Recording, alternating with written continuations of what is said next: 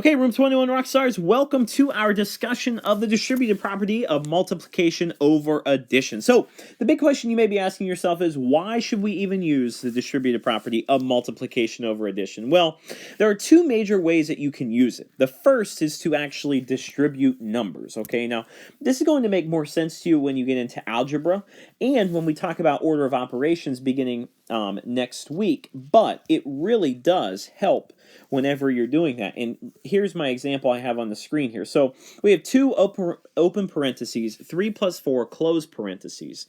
And now, what can you do? Now, yes, you could take 3 plus 4, add that together, get 7, and multiply it by 2 so we get an answer of 17. But when you're working with larger numbers, the key is to distribute out through.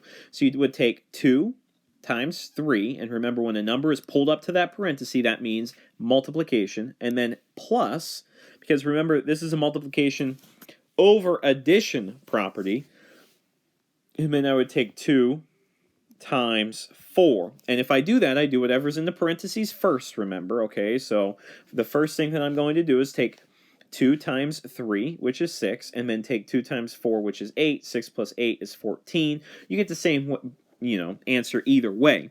So here, we're actually genuinely distributing numbers. Now, in this example, we're also kind of doing the same thing. This kind of shows you what we did in class. So if you were taking 5 times, open parenthesis, 6 plus 4, close parenthesis, the distributed property is helping you to break numbers apart. So you're breaking numbers apart in order to multiply and then add those products back together.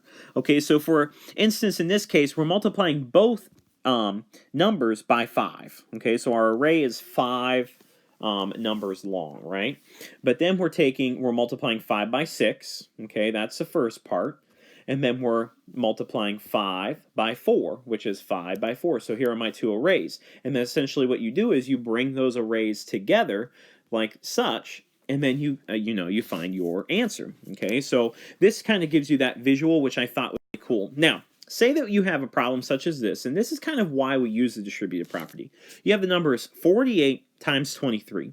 Here's how you would go about using the distributed property in that case. Okay, so the first thing that I'm going to do is set up my parentheses. Okay, and I know that I'm adding in the middle. So I have to think about, what number do I want to break apart? Do I want to break apart 48 or do I want to break apart 23? I think I'm going to break apart the number 48. Okay, so I'm going to break it apart into 40 and 8 and multiply each side by 23. Multiply each side by 23. Now, you might be saying to yourself, Mr. Reichert, how in the world does this make any sense? We just broke the number apart, but it didn't really help us. Well, in a way, guys, it kind of does, okay? Because what you're doing is you're breaking it apart into easier chunks, which you're then going to be able to, add together a little faster. Now, you could go about and actually break this down even more, but 8 times 23 comes up to 184, okay? And then 23 times 40, 23 times 4 is 92. And add on a 0, that's 920. Okay?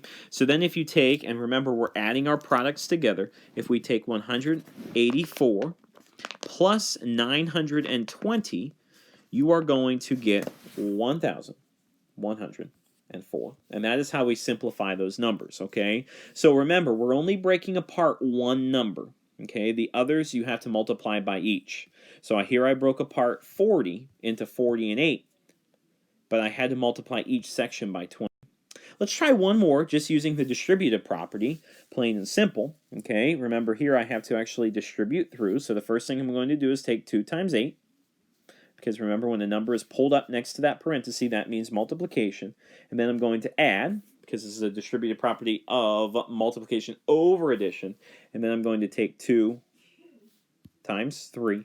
2 times 8 is 16, plus 2 times 3 is 6, and if I add those two numbers together, 16 and 6, I'm going to get an answer of 22. Now, you could check your work by taking 8 plus 3, which is 11, and multiplying that by 2, which is 22 as well, but that is also an example of using the distributive property of multiplication over addition. Now, one other thing that I really want you guys to look at, I just want you to take the number I'm about to write on the screen, okay, and use the distributive property of multiplication over addition and put it into the math bin.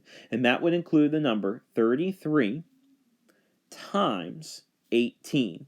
Okay, and so solve using the distributive property and also show me 6, open parenthesis, 2 plus 8, close parenthesis, using the distributive property of multiplication over addition.